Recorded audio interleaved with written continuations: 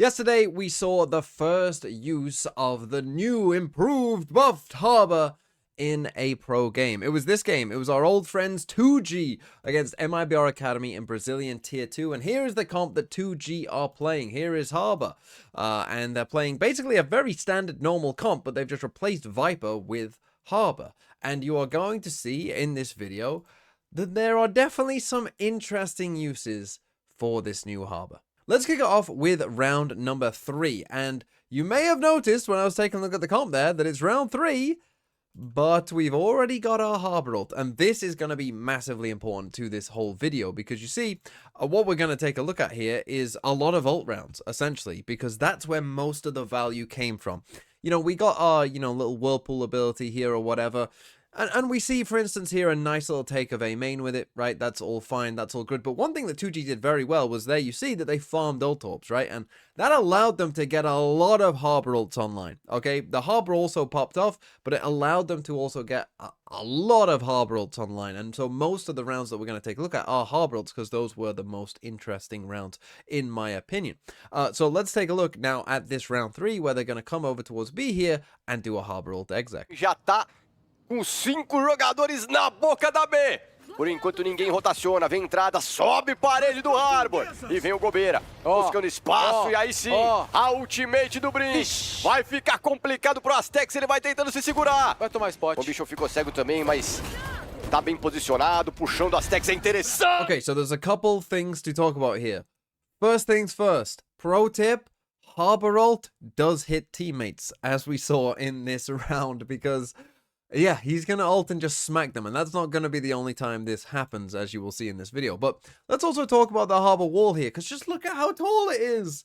One thing that, I talked about when the Harbor kind of changes were released was this wall could be used very effectively against, like, updrafting, dashing in jets, right? Because they'll just hit the wall and then slow and then just sink to the ground, perhaps. Now, in terms of how 2G used the walls, unfortunately, there isn't anything, like, super interesting. Here you've got a wall just like this. This is generally what they did, right? If they did an A split, they did a wall like this. If they did just a full A hit, it was, just a wall across. So, really, they did just use the Harbor wall like a Viper wall. There wasn't anything, like, too interesting to it. Here we do get, a nice little, like, Yoru TP into the Astra Recall Star. I think that's quite a cool idea in general. But yes, the Harbor ult, in it comes, but it does hit teammates, as you can see here from Ambition. He is just smacked by it. So if you're 2G or anyone who wants to play Harbor, I mean, this doesn't seem that difficult to time up, and this moves fast enough now to where you could assume, you could just do this Yoru TP in here or Jet Dash, just a little bit later. I mean, just wait for the ult to go first. It shouldn't be that hard to time up, to be honest, but 2G make it look quite hard. I think in this video, the main takeaway is going to be about the ult and just how strong it can be and how kind of, if your Harbor is having a good game in particular, just how powerful it can be on a lot of rounds. And if you don't believe me, then take a look at what happens in round number 5. Yes, round number 5, and my Harbor has another ult. Mapa que não era deles, será que repete essa história? Difícil, né? 2, 13 a 0. Ó, muda de ritmo, hein? Acelerou a game, cara. Vamos ver, Gobeira passou. Ali pelo estúdio, tem jogador espotado, gasta o ultimate o Brinks. A 2Game não quer saber de brincadeira. Ambition, leva o Kring, mais uma first kill pra ele. Gobeira vai encontrar, tá cego o Turkish mesmo assim. Okay, so this is very cool and interesting what happens here, right? So they're going to go for this fast A split. They're going to smoke off this with the Harbor just here. They're going to dash in, nice and fast, nice and quick. They're going to Harbor wall across. So again, pretty basic standard Harbor walls, whatever. And then we're going to ult. Now again, our ult does hit our teammate here. Now, I'm not quite sure if they, spam this. I'm not sure if they quite see this guy just before he goes through the wall. I think maybe they do, right? So he's slowed from the first wall, then gets slowed again on the second wall, and then gets spammed, right? I'm not sure if they saw him there or not. But the interesting point comes into this Viper, because where this Harbor wall stops basically just traps this Viper. This Viper can't move, right? And when this Viper then does try to move, just gets hit by the ult, right? This is crazy. Look at this. So the Viper tries to come out, but then is hit by the ult, so now it's just completely blind, right?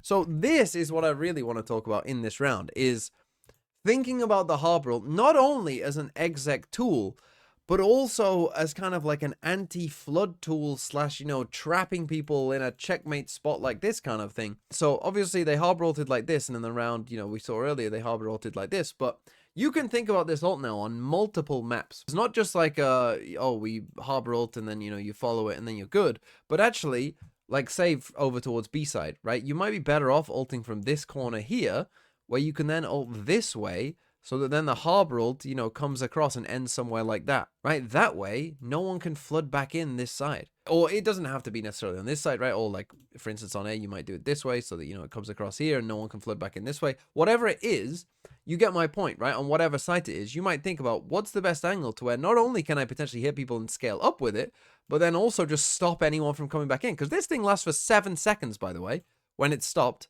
Right, this is 7 seconds of stopped right here. Or you can think about it like this, like, where are people likely to be? Can I trap them in?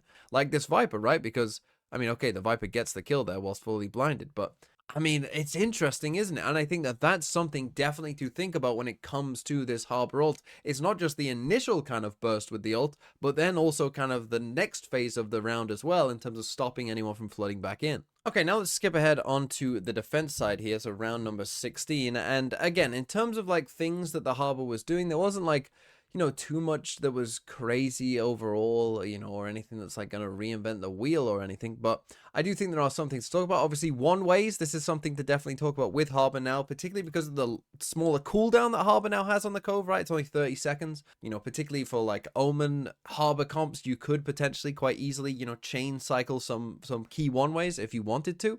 We're going to end up in a 2v3 that is going to become a 1v1. Volta de novo. O Aztecs mais uma vez pra trás. O Sanoge. Salvo o round, o Sanoge. Mais o Brinks. Shield na smoke. O problema é que tá demorando, cara. E aí não tem como. Tá demorando demais. Fez a enseada. Mas o Turkish vai encostar. O tempo tá passando. So obviously our Harbor actually ended up losing that 1v1 there, and this is not necessarily going to be relevant for the specific situation this Harbor finds themselves in, but I do just want to talk quickly about kind of the Cove and the changes that they made and how that might influence how you play 1v1s with Harbor, because you see our Harbor here puts down the Cove on the spike, you know, is going to instantly activate the shield, and, you know, it's going to force this guy essentially to run into, you know, in towards the spike. Now, they didn't have any real time here, you know, they basically had to stick it because the time was low, but if you can imagine a world where the time isn't that low, then I think with this Cove gets quite interesting now, and the way you can play around it, because your probably thought is you activate the Cove straight away, but I actually think now what you can do, and again, not necessarily relevant for this situation, but if you have time and you put a smoke on the spike here, right?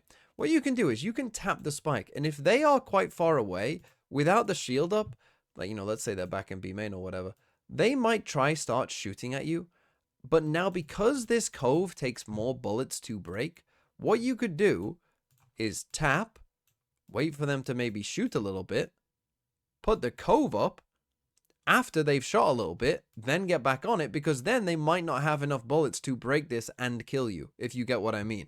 Right? Like, by the time they've broke this, or maybe even before they broke it, they have to reload, and you are just sticking the spike, right? And they're panicking and having to run up to you, and it makes it quite easy for you. But I do think there's going to be some interesting tech here with the 1v1s and the Coves and how you play around it, now that it takes, you know, quite a few more bullets to actually break it. Okay, now let's take a look at round number 18, and we're just going to get a fast A-split coming here from MIBR, but again, the Harbor value in this round kind of speaks for itself. Vem, ó. Acelera o Cooper eliminado. Sanoge veio de ultimate. Não deu pro Gobeira, mas o Brinks consegue marotar. Leva o Luigi, deixa num 4 contra 4. Vai querer passar a smoke. Olha o time. Olha o time do Brinks. Surpreende o mapa. Mas ainda assim o Turkish consegue botar essa spike no chão.